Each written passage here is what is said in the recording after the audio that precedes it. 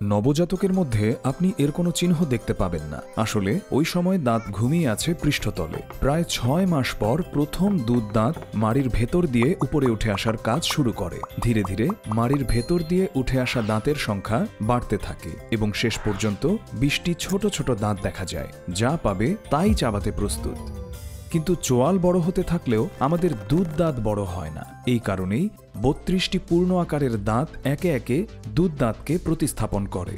৬ বছরের কাছাকাছি বয়স থেকে এই প্রক্রিয়া শুরু হয়। আমাদের স্থায়ী দাঁত বেড়ে ওঠার সময় দুধ দাঁতের শেকড় ভেঙে যায়। আমাদের জীবনচক্রে তারা প্রচুর খাবারের মধ্য দিয়ে নিজেদের পথ করে নেয়। খাদ্যের অবশিষ্টাংশ দাঁতের উপরিভাগে লেগে থাকে। অণুজীবের জন্য এটি নিখুঁত এক খাবারের উৎস। এটি তেমন কোনো সমস্যা নয়, কারণ দাঁত খুবই স্থিতিশীল। দাঁতের বহিরাবরণ অর্থাৎ এনামেল শরীরের সবচেয়ে শক্ত কোষ।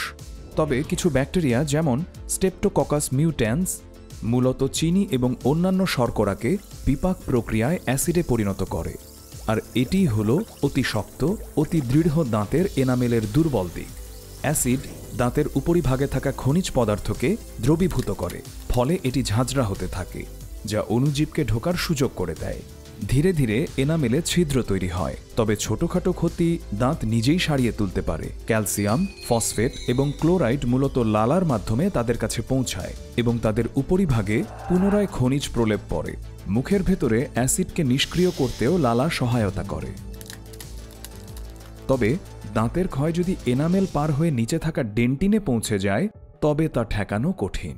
কিন্তু সাধারণত এই পর্যায়েই আমরা অনুভব করি যে কোনো সমস্যা হয়েছে, কারণ ডেন্টিনে স্নায়ুমুখ অবস্থিত।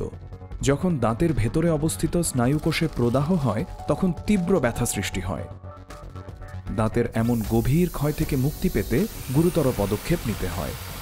আক্রান্ত দাঁতের কোষগুলো সরিয়ে ফেলতে হয়।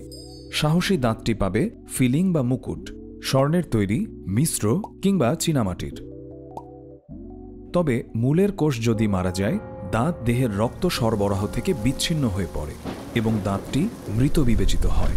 গল্পের শেষ এখানেই হতে হবে তা নয়। দাঁতের মূল খনন চিকিৎসার সময় প্রদাহযুক্ত স্নায়ু কোষগুলো তুলে ফেলা হয় এবং দাঁত ভরাট করা হয়। এর ফলে মৃত অবস্থাতেও দাঁত কাজ করে যেতে পারে, আর তা না হলে দাঁতটিকে চলে যেতে হবে। অবশ্য কৃত্রিম দাঁত প্রতিস্থাপনের ব্যবস্থা রয়েছে, যদিও সেগুলো অনেক ব্যয়বহুল।